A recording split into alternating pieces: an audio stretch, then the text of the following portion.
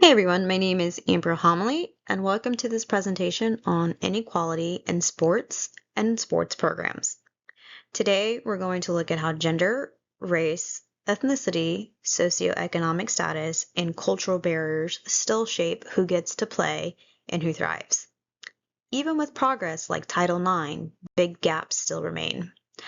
I'll walk you through 6 recent peer-reviewed studies grouped by research methods, quantitative, qualitative, and mixed methods to analyze this issue.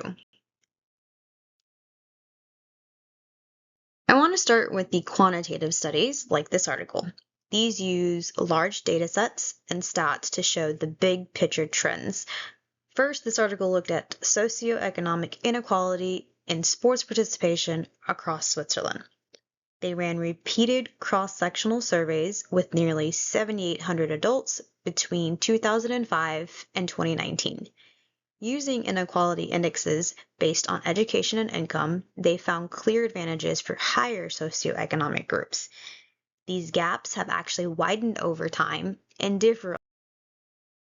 Second, this article titled Socioeconomic Disparities and Inequality of Mass Sports Participation, an analysis from Chinese General Social Survey examined mass sports participation in China using data from the Chinese General Social Survey 2010 to 2018. Through regression analysis and inequality measures, they highlighted persistent divides based on income, education, and rural versus urban living.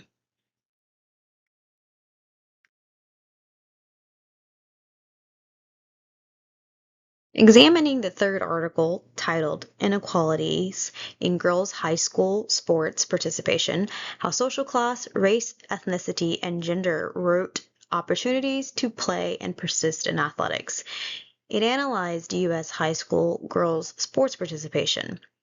Using logistic regression on a nationally representative sample of 4,271 girls from the Educational Longitudinal Study, they showed that white girls and those from higher SES backgrounds have clear advantages in access.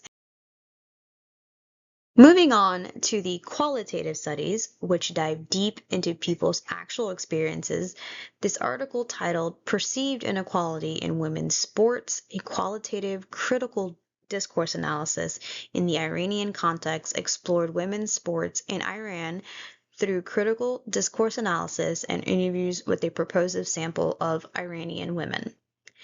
Their findings reveal major barriers, including male-dominated politics, family pressures, poor infrastructure, strict cultural norms like dress codes, and lack of media coverage.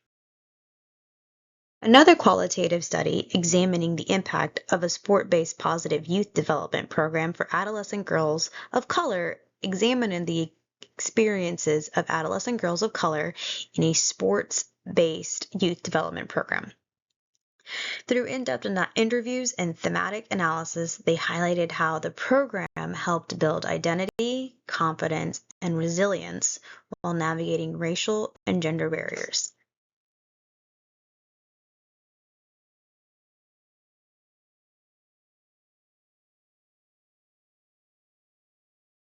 Finally, the mixed methods studies combine both approaches for deeper insights. The last article, titled Understanding the Determinants of the Gender Gap in Physical Activity and Sports Participation Among Young Adults, investigated the gender gap in sports and physical activity among young adults in Ireland. This study blended surveys with qualitative interviews using the COMB behavior model. It uncovered how personal, social, and environmental factors work together to limit women's participation. To wrap it up, these 6 studies clearly show that inequalities in sports are still very real and intersectional. They are shaped by class, gender, race, and culture. Quantitative studies map the scale of the problem. Qualitative studies reveal what it feels like on the ground, and mixed methods connect the dots. Sports don't just reflect society, they can either reinforce inequality or help drive change. We need smarter policies, fair funding, culturally responsive programs, and a stronger